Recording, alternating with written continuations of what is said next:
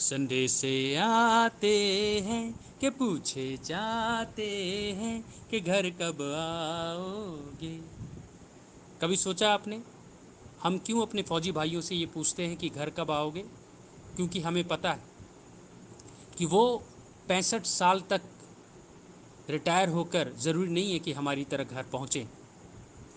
देश की सेवा में लगे हुए फौजी भाइयों को आज का ये वीडियो समर्पित करता हूँ। कानून में जो प्रिविलेज उनको मिले हैं उनके बारे में जानना हर सिटीजन के लिए ज़रूरी है। कोर्ट में किस बात का होता है शोर? केवल सेक्शन 63 एंड 64? जी हाँ, इंडियन सक्सेशन एक्ट के सेक्शन 63, 64 के बारे में तो हमने बहुत बार पढ़ा, जिसको हम अनप्रिविलेज्ड विल्स कहते हैं।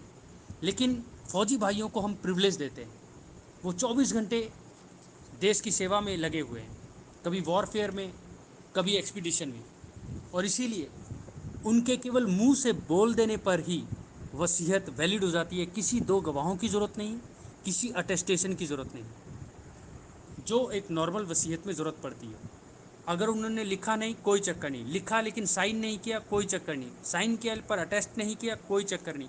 आधा लिखा और आधा नहीं लिखा लेकिन एक्सप्लेन कर दिया, कोई चक्कर नहीं। रिटन इंस्ट्रक्शन है मगर बना नहीं पाए और उससे पहले ही शहीद हो गए, कोई चक्कर नहीं। यानी हर एक केस में मेयर इंस्ट्रक्शन को या मुंह से बोले हुए वर्ड्स को ही हम वसीयत मान लेंगे। हाँ, अगर वो जिंदा बच जाते हैं तो फिर जिस दिन वो प्रिविलेज्ड विल बनाने की जो उनको प्रिविलेज मिला हुआ है सेक्शन 65 में, अगर वो ख़त्म हो जाता है तो उसके 1 महीने के बाद वो वसीयत भी जो मुंह से बोला हुआ था नल एंड वॉइड हो जाएगा। क्योंकि ये हर फौजी को प्रिविलेज नहीं दिया गया, केवल जो देश की सेवा में इंगेज हैं एक्चुअल वॉरफेयर में, या फिर समुद्र के बीचों बीच, या फिर इंसर्जेंट या वॉयज, यानी कि ऐसी परिस्थिति में जहां वो उनको नॉर्मल फैसिलिटीज़ जो अटेस्टिंग विटनेसेस की होती है, ये सब नहीं है। दोस्तों, ऑर्डर 5 रूल 28 सीपीसी में भी हमारे सोल्जर्स, सेलर्स, एयरमैन को एक प्रिविलेज है कि उनको जब हमने समन भेजना है तो उनके कमांडिंग ऑफिसर को ही भेजना काफ़ी रहेगा। सेक्शन 475 सीआरपीसी में, जिसको सेक्शन 69 आर्मी एक्ट के साथ पढ़ते हैं, तो हमें पता होना चाहिए कि कोई भी फौजी अगर आपके पास आए एज ए मजिस्ट्रेट तो प्लीज़ उनको प्रिविलेज दें। पहले नो ऑब्जेक्शन ले उनके कमांडिंग ऑफिसर से। अगर वो कोर्ट मार्शल करना चाहते हैं तो उनको करने दें, उनके नो ऑब्जेक्शन के बाद ही आप ट्राई करें। हाँ, मर्डर, रेप या ऐसे केसेस में ये प्रिविलेज नहीं मिलेगा। इसी तरह दोस्तों, कॉन्स्टिट्यूशन में भी फंडामेंटल राइट्स भी सस्पेंड हो जाते हैं, और वहाँ लगता ही नहीं है ये पार्ट 3 जब सेक्शन 34 यानी मार्शल लॉ शुरू हो जाता है।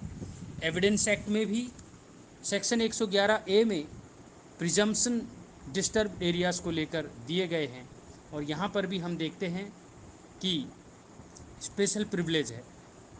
तो दोस्तों, इस तरीके से हमने देखा कि हमारे फौजी भाइयों को इंडियन एविडेंस एक्ट में, कॉन्स्टिट्यूशन के मार्शल लॉ यानी आर्टिकल 34 में, सीपीसी में 528 में, सीआरपीसी में 475, आर्मी एक्ट में 69 और सक्सेशन एक्ट में सेक्शन 65 और 66 के तहत केवल मुंह से बोल देने पर भी वसीयत बनाने का अधिकार दिया गया है।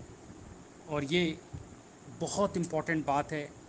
हम हर फौजी भाइयों को ये बात हमें पहुंचानी है। मैं फिर से सैल्यूट करता हूं अपने फौजी भाइयों को, और नेक्स्ट वीडियो में कुछ और ऐसे ही रोचक बातें लेके आने वाला हूं।